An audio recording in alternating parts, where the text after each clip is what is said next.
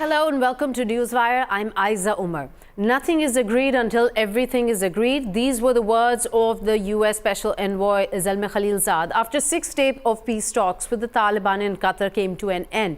The US negotiator has said while significant progress was made on vital issues, a number of issues are still left to work out, including an intra-Afghan dialogue and ceasefire. Now, these talks come soon after one of the deadliest attacks on Afghan security forces carried out by a gun and suicide attack by the Taliban. Now, how do our experts see this new chapter of talks? Let's find out from Mr. Shahid Latif. Air Marshal Shahid Latif is joining us, defense analyst from Islamabad. Welcome to Newswire. Mr. Latif, let me start off with you. First of all, just to reflect on last week's one of the deadliest attacks on Afghan security forces at a time where so many stakeholders are trying to get the Taliban to the negotiating table. How do you see this attack?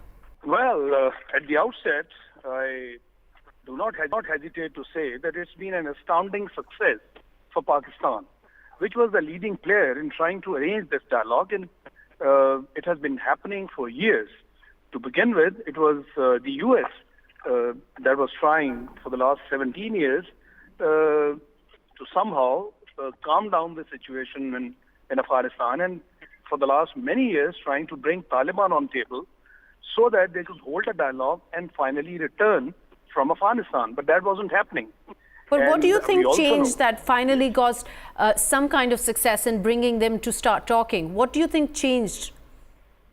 I think, number one, Taliban themselves have decided that they think that they are in a position that they can hold successful negotiations.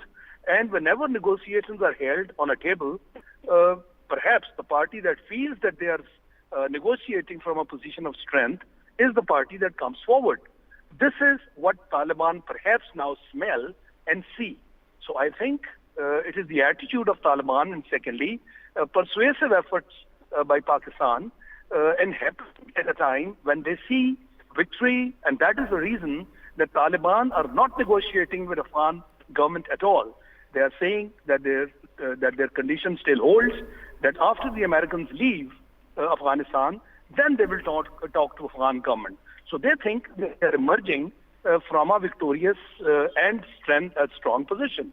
So I think that is the reason that Taliban are availing this opportunity, and that is why I see success at the end of this whole effort. Now, we earlier on had seen from President Trump himself as well as his administration a lot of criticism for Pakistan on playing double games and not having clear intentions, while our Prime Minister Imran Khan, along with so many Foreign Office people, have continuously said that this is going to have to be a political solution. Now that they have changed tactics, the Trump administration, what do you see as a key motive behind that? I think it all began when a while ago, 1 or 2 months ago, when there was an anti-Pakistan statement by President Trump, and there was a prompt reply by our Prime Minister. I think that changed the situation radically. They were not used to the Pakistani government responding in such words and in that manner. So I think they have read out that Mr. Imran, who's now the Prime Minister of Pakistan, will not behave like the previous governments and take things, threats, etc. from US lying low. So I think that was a wise move by our Prime Minister to reply them in strong words. And this is what our previous governments have also been saying, that, every time there's a threat to Pakistan of doing more. So the Prime Minister was very curt about his reply in saying that, no, we have done enough. It is time for you to do more. And that message was taken in that spirit, understood.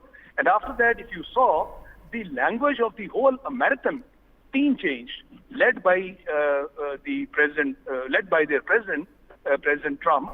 And you saw the statements that followed were not threatening, and they were not aggressive at all. So I think that played a major role.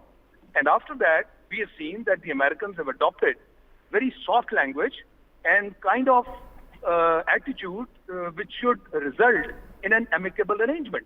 So that is, I think, a turning point in the recent past. Now, how do you respond to criticism also coming in from various analysts that suggests that even though these 6-day talks were the longest in history of what has so far been accomplished in speaking with the Taliban and other regional stakeholders, do you see that anything concrete has been accomplished? Would you call them a success? Yes, I'm very hopeful, and it all augurs well. You know, from a country where the hope for holding talks and for the Taliban to come to the negotiating table had nearly faded away. And all of a sudden you see a big change, and the Taliban now seem to be in a mood to resolve this matter. And like I told you, they think that they are emerging as victorious. So why would they not want to avail this opportunity when they have a chance to now form a major part of the future government in Afghanistan and be there, rule Afghanistan from a position of strength. So I see a major change, and this change is verified by the circumstances that I've just mentioned. It's interesting you keep mentioning that there is a change in the Taliban's attitude as well, but what we've seen is the escalation of violence and attacks by Taliban, which they have acknowledged. What do you think that is trying to, what the Taliban are trying to convey, a message maybe to all the stakeholders here? You see, if you recall, there was a time when the Americans were also saying, fight, fight, talk, talk. This is part of the strategy and it is part of the tactics. So while Taliban are now sitting on the table, they're also giving a message of strength and that they are a force to reckon with. And therefore, even under the present circumstances, they are not meeting the Americans from a position of weakness. So that is their way of showing strength and showing that they are forceful enough and they can do anything that they want in Afghanistan, which is what time has proven over a period of time, and the Americans have seen it. You know, the mightiest force in the world has not been able to overcome the resistance from Taliban, and ultimately they've had to give in. So I think that's the message they're trying to convey by launching attacks even at this moment. Okay, let me pull in two more guests. We have a political analyst, Mr. Imtiaz on the line joining us from Islamabad, as well as Mr. Dawood Azmi, who's a journalist joining us from BBC London. Welcome to both of you to Newswire. Mr. Imtiaz, let me start with you. Just putting the same question out there. The 6-day talks that we have seen concluding in Doha right now, longest talks so far where we've got Taliban on the table along with other regional stakeholders. How do you see these talks? A success or just a pretty much another conference that's taken place? Well, I think it's the beginning of a potentially successful way forward for Afghanistan. Just because we shouldn't pin too many hopes. This is going to be extremely difficult, intricate, because of the lobbies in Afghanistan, about whom the American Afghan expert Professor Barnett Rubin has also tweeted, saying that those who are opposing this reconciliation process from inside Kabul are clearly in minority, and they are trying to, and a minority is trying to dictate the future course of events.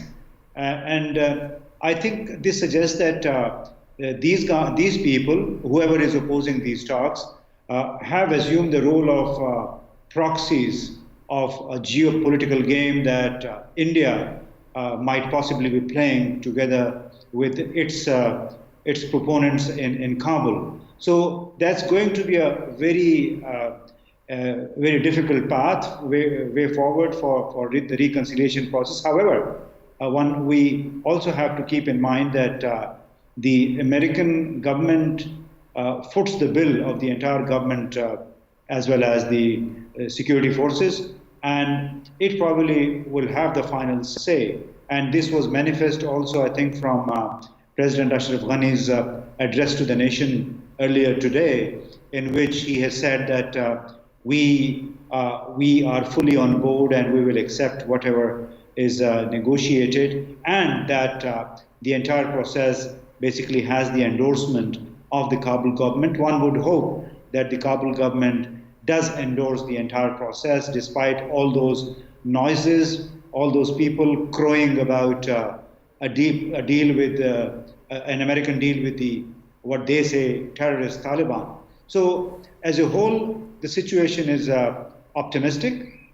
However, the road to peace and reconciliation will remain, I think, fraught with a lot of bottlenecks. Okay, and Mr. Azmi, let me get your take on this as well. First of all, what's your analysis on how the talks have gone so far in Doha, and are you also seeing it in a positive light? It's the first time in the past 18 years that the U.S. is serious to resolve the Afghan conflict through talks.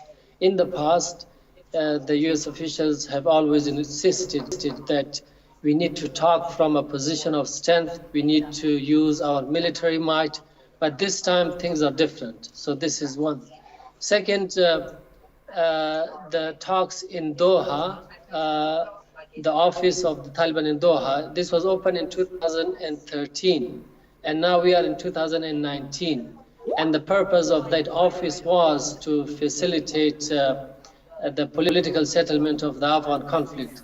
And this is just the first phase of the peace process, which is between the Taliban and the Americans. So in the second phase, there will be an intra-Afghan dialogue, which will involve the Taliban and the Afghan government and many other factions and political parties.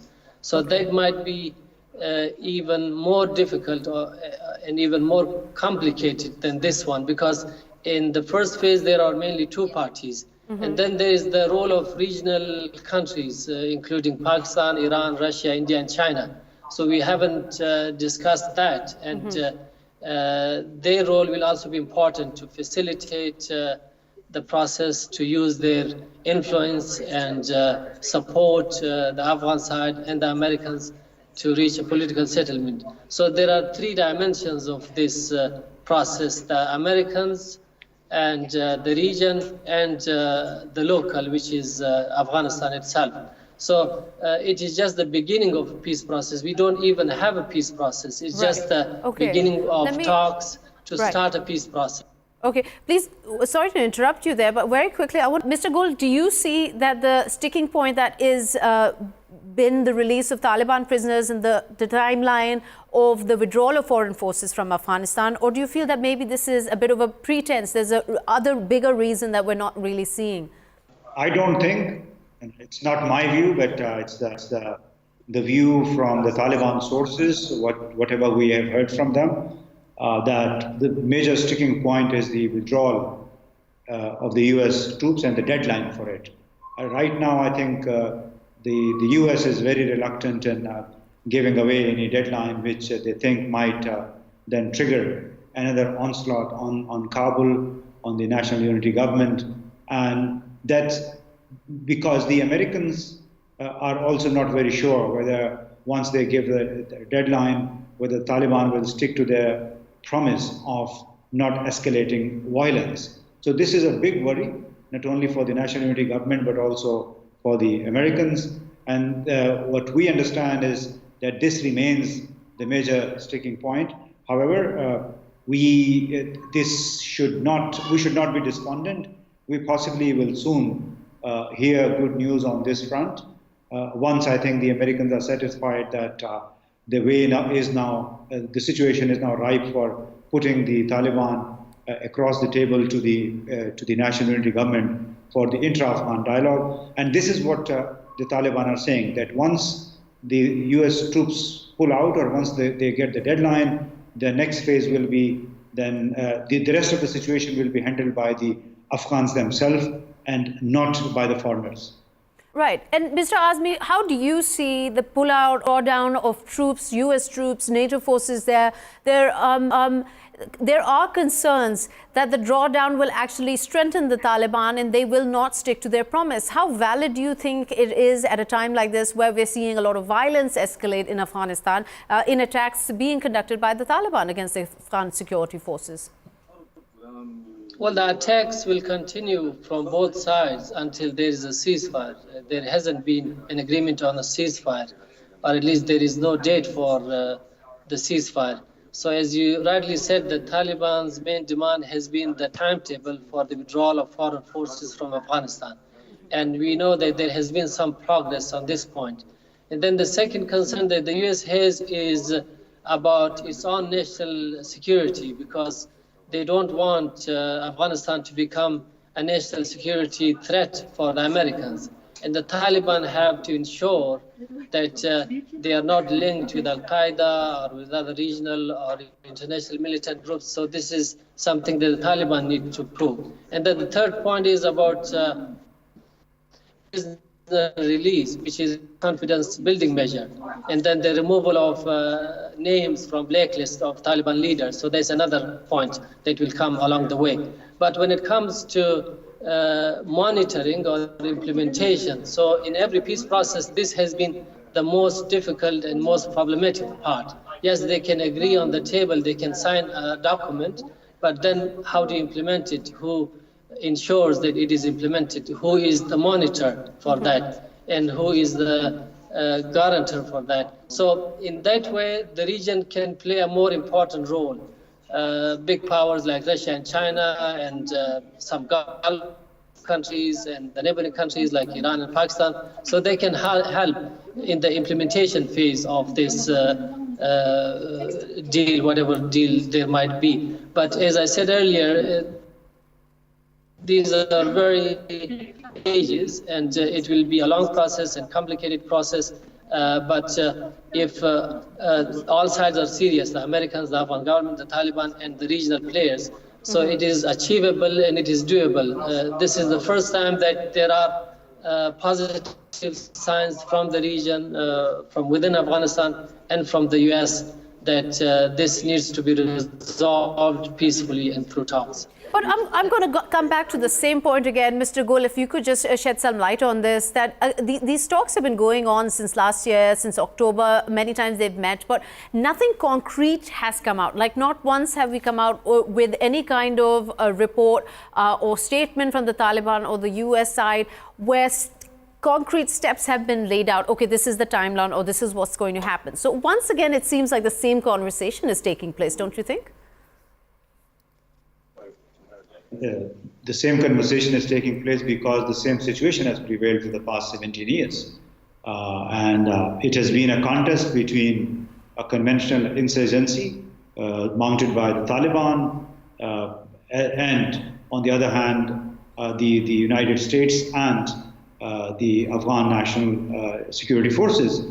So it's not going to be easy. It has many stakeholders. It has its immediate neighbors involved in the situation, as well as the extended neighborhood. So there are many points to be thrashed out, and I think the Americans would be well advised to impress upon India, particularly, and Iran, not to play as spoilers. Obviously, the immediate neighborhood has to be taken on board. That is Iran, Pakistan, the Central Asian states. And I think in the phase 2, possibly the extended neighborhood could come into play. That is very legitimate. And Afghanistan, I think, as a sovereign country, has all the right to involve as many countries as possible. Mm-hmm. But involving many countries at this stage could also be a breaker for the entire process, because there are so many vested interests at play right now.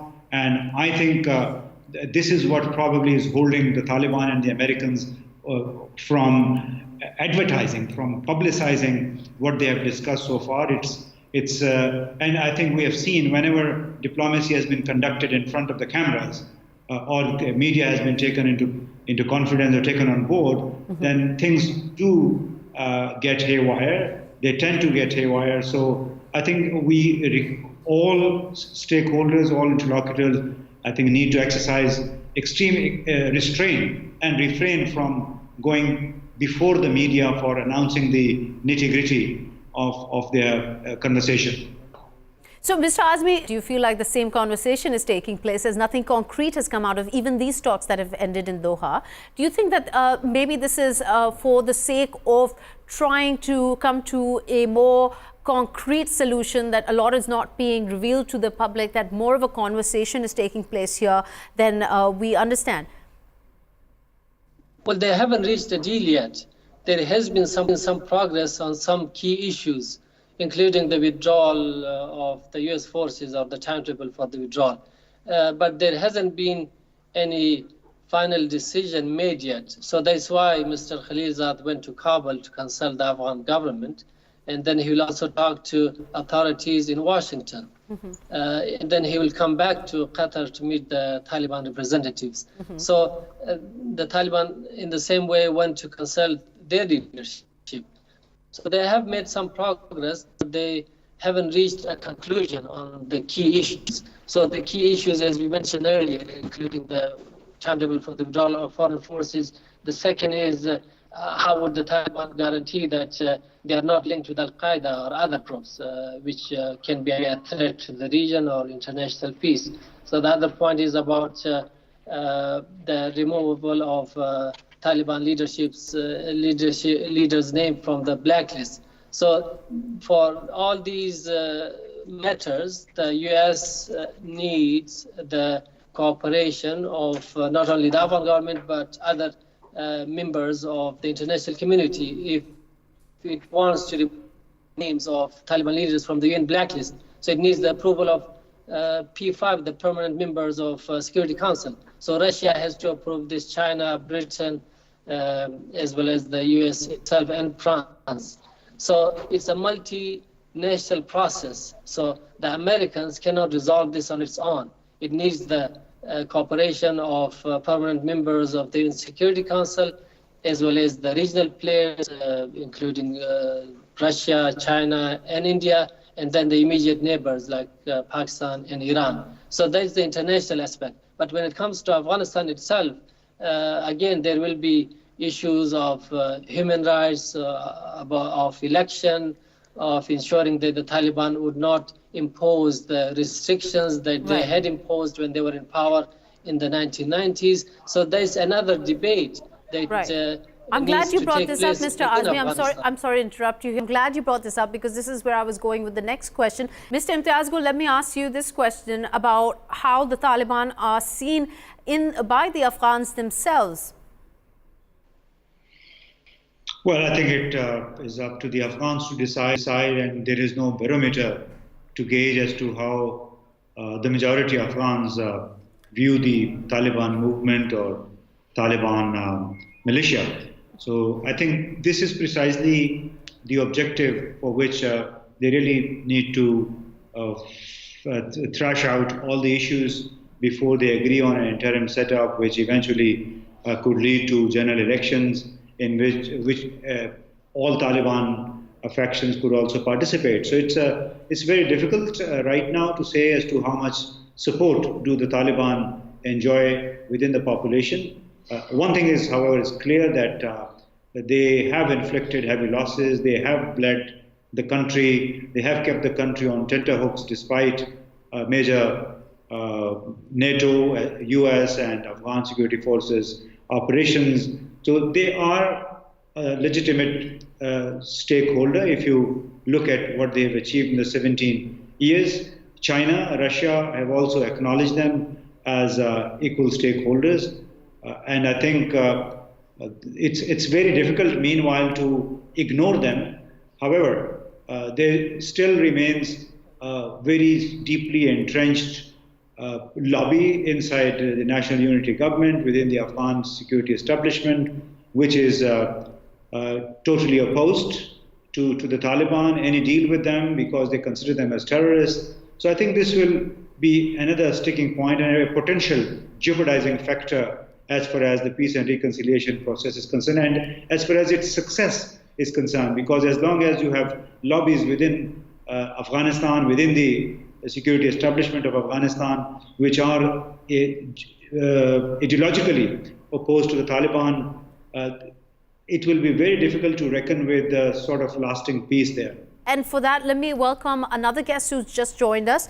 This is Mr. Faiz Farahmand, who's joining us here on Newswire. He's an Afghan journalist. Thank you so much. One of the concerns there is that if we see Taliban coming into power or in some sort of power sharing arrangement with the Afghan government, First, trying to understand what their reputation is, considering in the attacks mostly killed are civilians. Could you shed some light in what their popularity is or how the Afghan people see them?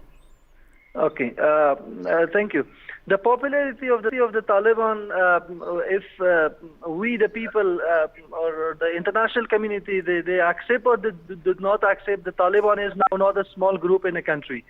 First of all, they're the one who is taking the first step on the peace process, and in front of the peace process, even the Afghan government is not on the peace process. Whether the Taliban, they say that we do not want to talk with this national unity government, which is a puppet of U.S.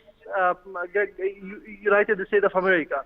So it shows that the Taliban is one of the biggest group of militant group actually in Afghanistan that fighting against the government, fighting against the community and the people, and especially against the international community, those who are in Afghanistan. And they were aiming that demanding that the United States forces and troops should withdraw from Afghanistan.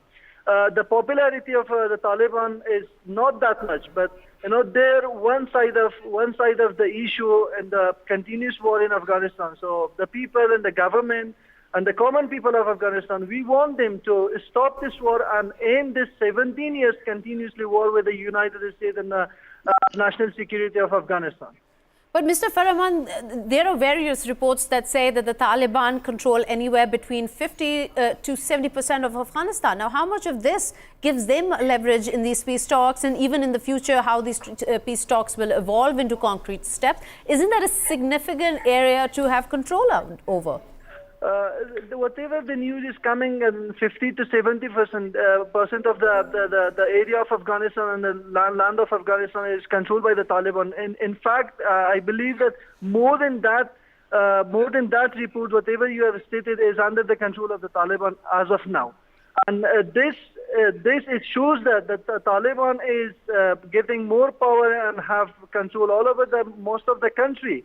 And even nowadays, the Taliban is not accepting this national unity government, and they refuse to recognize and hold talk with the government. Directly, they are taking a step and talking with the international community, like for the front step, like the United States, and they want to deal with the United States and finalize whatever that they have the demand, like withdrawal of the foreign troops from Afghanistan and withdrawal of the name of their Taliban leader from the blacklist of Security Council of United Nations. And some more of like the ceasefire continuously with Afghan government. It shows that Taliban is they have a more power, and they have the platform of the peace power is in front of them, and whatever they are asking, the international community is also trying to give them whatever as much as the possible they give. And you have seen the latestly in Afghanistan, in Kabul, some provinces, they have started the talk and attack some kind of a strategy. But the Taliban is put push up in front of the peace talk. And they're continuously fighting, and they're continuously fighting. And while we get back into that, also what the peace talks, how will they evolve, how will they move forward, and what role does the government of Afghanistan finally have in these? First, we're going to take a short break, and when we come back, we'll talk more.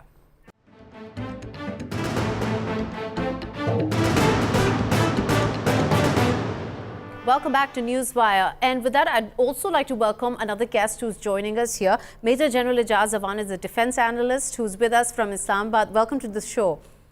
Thank you.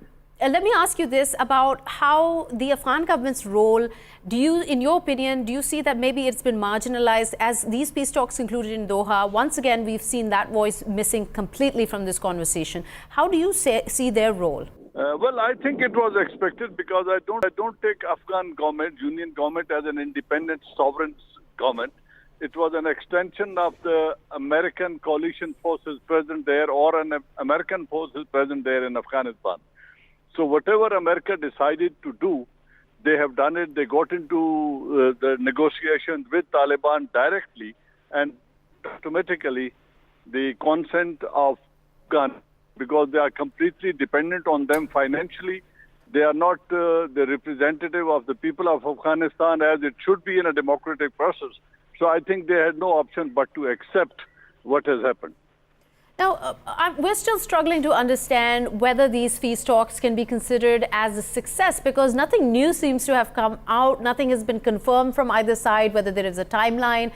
Whatever timeline reports did come out have been disputed by the other parties. How do you see these Doha talks that have been the longest so far between these stakeholders?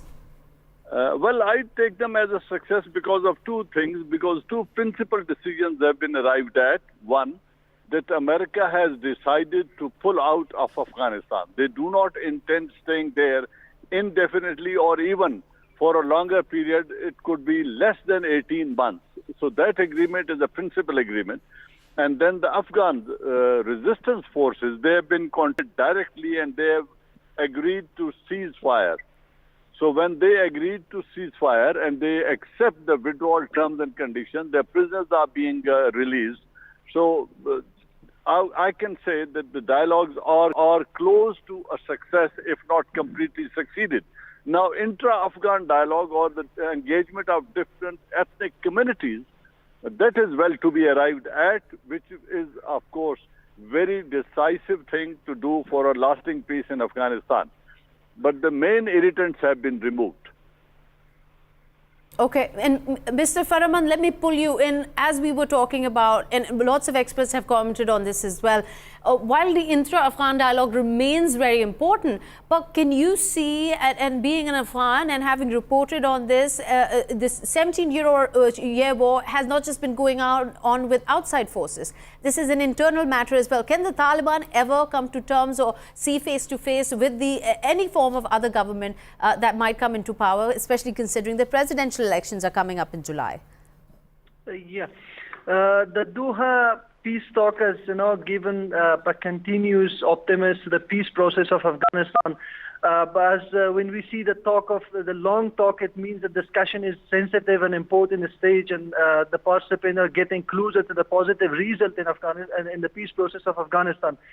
As far as the Taliban are concerned, one of the thing which has been discussed on the Doha peace talk process was the transitional government, which is the Taliban is apart from withdrawal of the United States troops from Afghanistan and their leaders from withdrawal of their leaders from the blacklist of United Nations Security Council.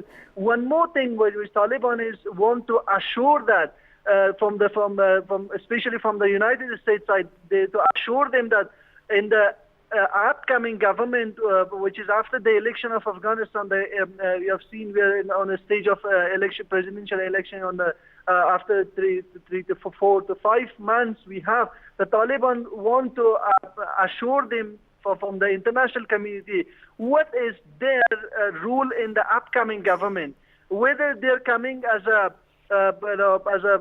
group of terrorist community group to the government, or whether they're rising as a political group. This is one of another concern of the Taliban, which they want to be a part of the next regime of government and participate in the election of the government and to hold the position in the government as well. The thing which is they have asked for, even for the transitional government, that there should be in between for 2 years at least, the transitional government should become there and finalize whatever is up. Okay, well, hold on to that thought, Mr. Farahmand. Coming back to what you're saying here, whether the Taliban can be seen by the international community as a successful political party. But let me come back to you, Mr. General Ijaz Awan, about Pakistan's role, especially in these peace talks. How important is Pakistan's role, considering the foreign minister has said it's a great success and Pakistan has a key role behind this success, but also considering that the peace talks were supposed to take place in Islamabad, but the Taliban refused. Do you think that takes away from what the Foreign Office has been saying on Pakistan's success? Whether the next dialogue session is held in Islamabad or not, I feel Pakistan's role remains of a principal facilitator to bring different factions together and to make them, to engage them in a process of dialogue and to convince them that they have to sit on the dialogue table and accept the conditions agreed upon. So in that way, Pakistan is very relevant, and they have played a principal role, and they will remain very relevant in bringing the different factions together, and particularly in the next 18 months to 2 years' time when Americans pull out completely, because there are issues that are to be handled. One is the intra-Afghan dialogue, different ethnic groups. There, Pakistan would like to play a role and would use its influence as much as it can. Not that they are totally in control of, but would like to facilitate that process. This is one. Second, the American wherewithal, the defense hardware which is lying in Afghanistan, we have to negotiate with America and ask them to take charge of this hardware, which must not fall in the hands that can take or compromise the peace process post-American withdrawal or during the withdrawal process. So in that case, Pakistan's role would remain important. And second, bringing down a regional understanding, Iran, Russia, China, Central Asian states, bring them on board and making them accept the responsibility as a regional countries to ensure the lasting peace in Afghanistan. So from all these angles, I think Pakistan would remain very relevant and would play a principal role in all this coordination. Okay, stay with me there. Let me come back to you, Mr. Farahmand. Do you agree with what he's saying, that Pakistan role is that crucial, especially when we're talking about an intra-Afghan dialogue and trying to bring different ethnicities together in a power-sharing agreement? Do you agree with what our guest has said so far? Of course, as we have seen the history of the coming gap of the regime of Taliban, from where and how they have got the support and who was involved in all these cases, was the Pakistan is one of the key role player in the game, which was in during the Taliban and even in the time of the peace process and reconciliation in Afghanistan. We believe that the Pakistan can play a vital role in the peace process of Afghanistan and remain one of the key players in the regional, in regional Asia. Not only the Pakistan, there is a benefit of Pakistan is in Afghanistan. Once there is a peace in Afghanistan, the peace will be in Pakistan. I believe there is a peace in Afghanistan, the peace will be in China. So in the peace process in our upcoming stage of the peace process, we demand that, and we hope that not only Pakistan, even the regional countries like India, Pakistan, Iran, China, and Russia, they should also involve in this process, peace process, because they have their support from the Taliban side, and they can play a vital role to the Taliban in the peace process. I believe that the Pakistan will be one of the key players in this reconciliation and peace process of Afghanistan. All right, thank you so much, Mr. Farahmand, for your contribution here on Newswire. Now, let me come back to you, Major General Ijaz Awan. While we're talking about regional players, there are obviously other stakeholders who are equally involved in the success of these peace talks and what will happen next, which is the intra-Afghan dialogue. That is also important. But do you see Iran and Russia and India, other regional players, equally involved with the same agenda, or do you see that maybe this could be a time where their role might not be, their intentions could not be quite aligned with how Pakistan is dealing with it? Well, as far as I'm concerned, I take Iran as a partner in the process. Russia is a well-wisher and would like to see peace in Afghanistan. So is China, which would hold the strings of the purse, which would sustain the ongoing process financially and would a big promise of investment from that point of view. But India, I, of course, exclude from this process. It can only be a spoiler. It can spoil the ongoing peace process and post-process establishment that would be there. So I think NDS and India, those who are beneficiaries of American presence in Afghanistan, they would like to be the spoilers, and that is what I'm saying, that the regional countries have to play the role. America has marginalized India in a great way in this process of dialogue, and so we would like to see. But what do you expect from the Taliban in what has historically happened, especially in their relation with India and Russia? How do you expect them to behave, especially when we can expect more discontent within the country, more violence within the country from other parties? Well, India has never been pro-Taliban. It has never supported their agenda or their resistance movement or their slogan of resistance, they have never supported, they have never helped them in any way. They have always benefited from the presence of American forces in the region, and the Ashraf Ghani government or Karzai government they have been supporting. And therefore, I don't expect that the Taliban would have a soft corner for India. Therefore, I say India has no key role to play in the process during the process of dialogue or post-dialogue establishment or the setup that would come, that is interim government or a national government that would be formed. I don't see a greater role for India. Okay, and here I'd welcome another guest, Mr. Intzar, Khadim, political analyst who's joining us from Kabul. Thank you so much for joining us here on Newswire.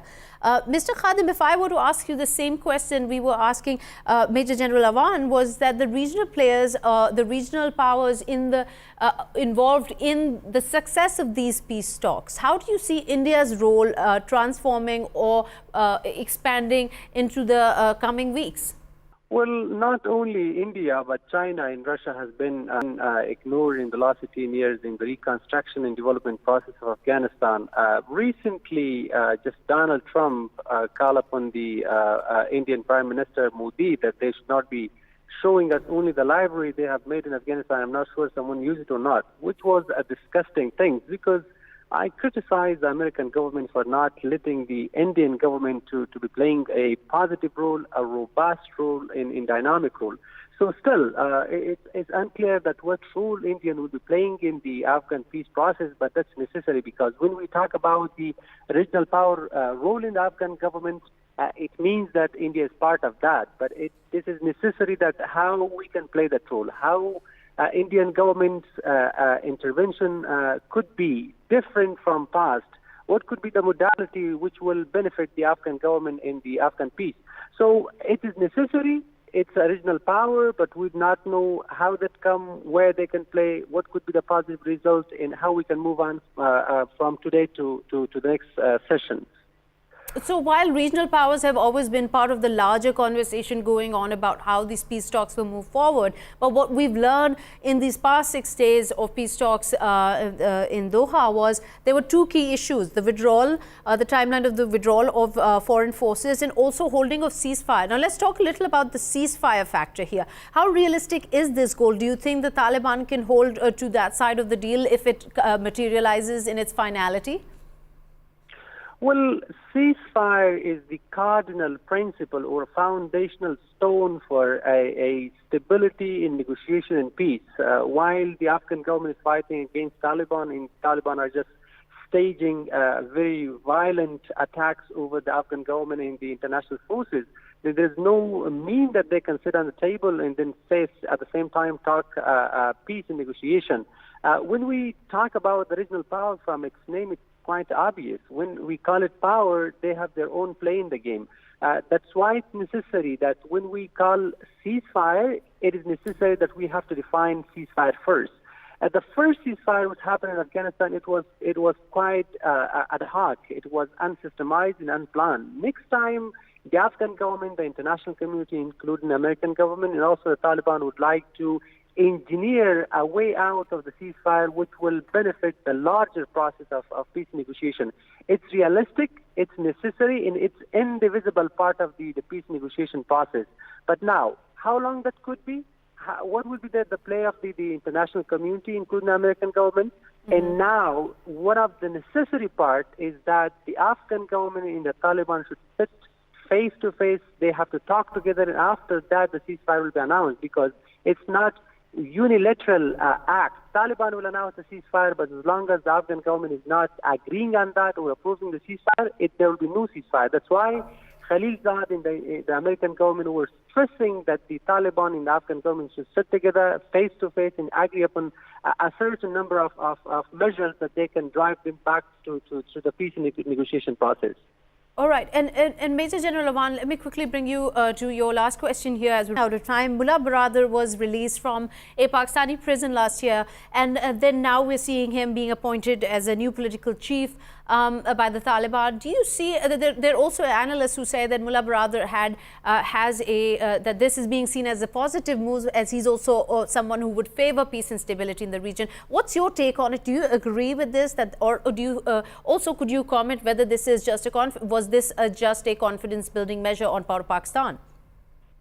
Well, I think Mullah Baradar is a respectable figure, and since he has been accepted as a chief, he would be able to bring around this emblem of peace to say or play a decisive role in the ongoing negotiation. And post-negotiation, what the other participant was saying, intra-Afghan position is of greater significance because there is a understanding between the different factions or clans or tribes that are there in Afghanistan. And thus all the ethnic groups, they have a role to play in the national government or the interim setup that is placed. Till that time, the next elections would not be considered credible, and the present Ashraf Ghani government, which would not be there after some time, before the elections. So that is what is going to be the major factor which would bring about a lasting peace. So elections, of course, are going to be, sorry. Yes, they'll be there, and Mullah Baradar is going to play a good role and a very effective role in this entire process, as I see it. Okay, thank you so much, Major General Awan, for your contribution at Newswire. Now, quickly coming to you with our last question. Mr. Khadim, if you were to comment on this also, especially considering that the presidential candidates, 10 Afghan presidential candidates who have registered for the elections coming up later this year, none of them seem to support the Taliban. What does this mean to you? Well, there are two options on the table right now. One is election, which is a necessary part of democracy, where the American government and the international community, including the Afghan, are very proud of that because now we have values in that election, in that freedom of speech. Second is peace, which is a something connected with the death and survival of the Afghan people. Every day, the Afghan people are losing 200 from 100 to 200 Afghan soldiers. Now, there should be a decision between good and better, which means that election is a necessary part, but at the same time, peace is one of the necessary things that we cannot avoid. So now all the candidates have registered themselves, but at the same time, every person, every Afghan in Afghanistan, all the politicians, position and opposition, all of them are agreeing that if peace is coming, we have to hold election, even though if that's an interim government, we have to agree upon that because it will be a power-sharing structure, and Taliban will be part of the political power. And after that, when 18 months or maybe 2 years or whatever term agreed between the Afghan government and the international community and Taliban, after that, election will be held, and then everybody will be part of the election process, and we will have an elected president. Now, the priority issue for the Afghan people is peace, and we have to focus on that. If we could not go along with the peace, then definitely election will be the second step we will take. All right, thank you so much, Mr. Khadim, giving us your full input. This is all the time we have today. We'll be coming to the end here, and we will be catching you tomorrow on another episode of Newswire. Till then, goodbye.